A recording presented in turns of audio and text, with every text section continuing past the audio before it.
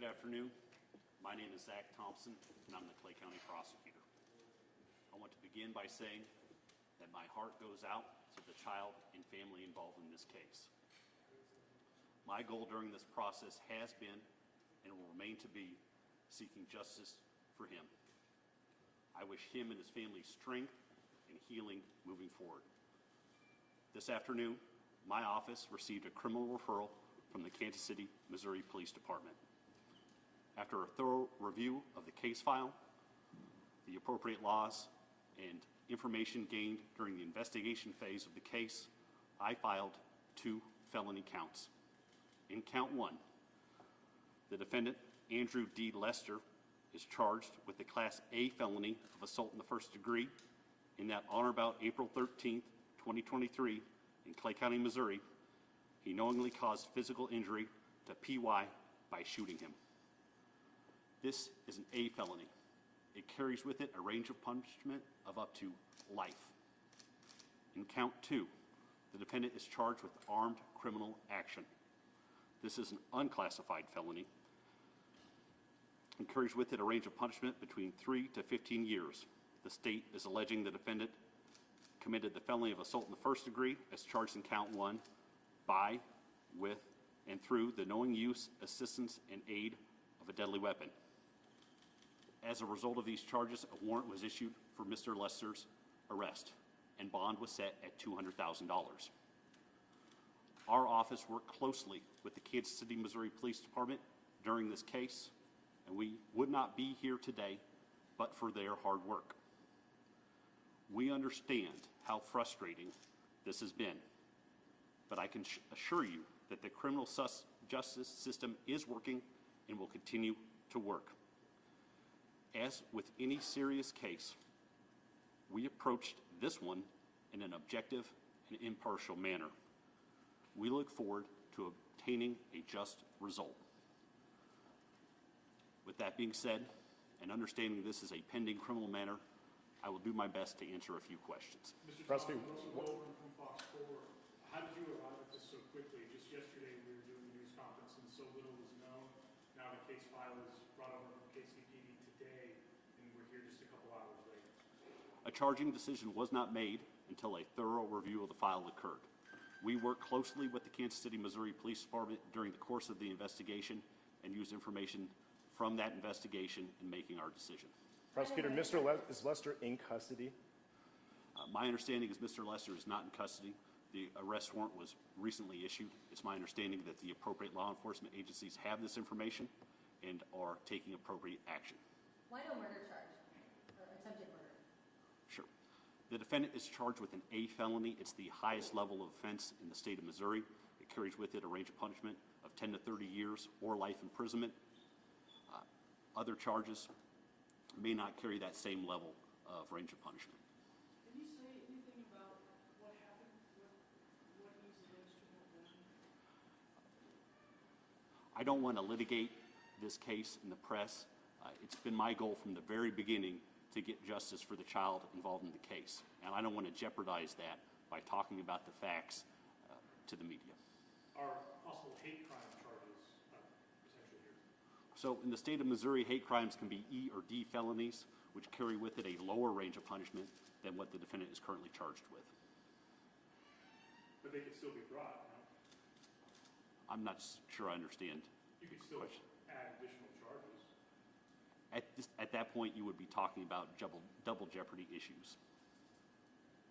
Questions some people have been asking us is why did it take several days for police to refer this case to you?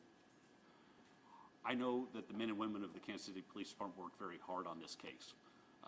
There were things that had to be done in order to build it on a solid foundation. That means attempting to get a formal statement from the witness in the case. That means waiting for forensic laboratory results to be processed. Where's Mr. Lester now?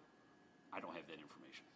Was there a racial component to this case, however? As the prosecutor of Clay County, I can tell you there was a racial component to the case. Can you elaborate? I'm not sure.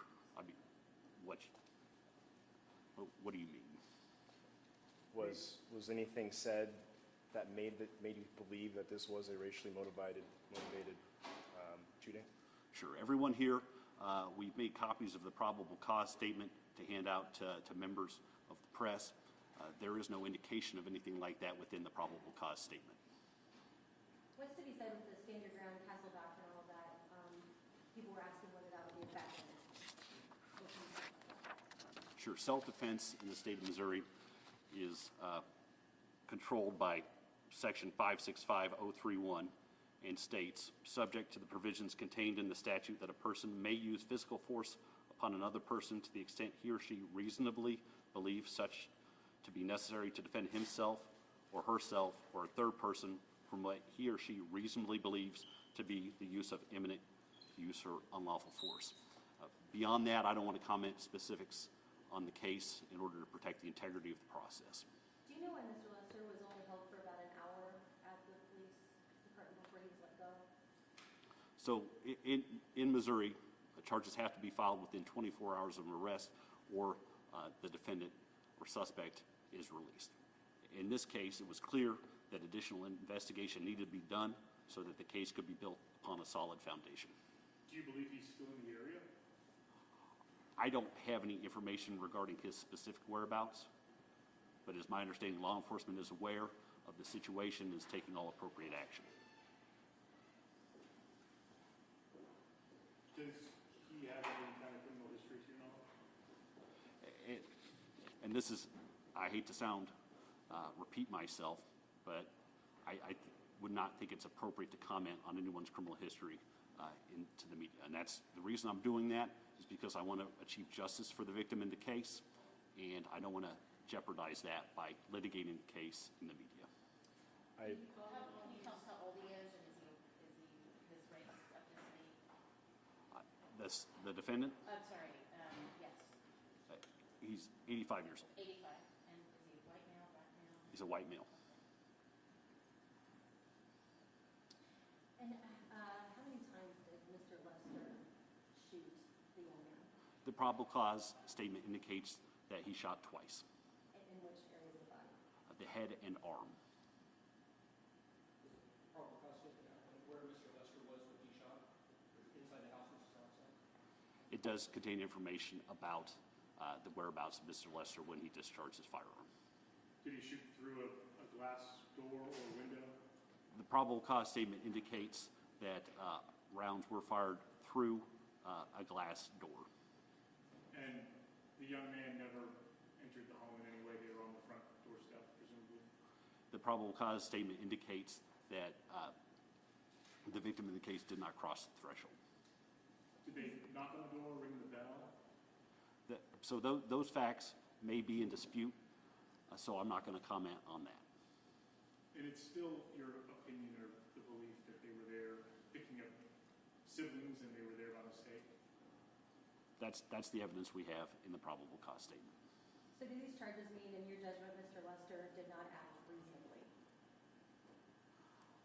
After a thorough review of the case, the facts of the case, I believe that a felony assault charges were appropriate, and also armed criminal action charges.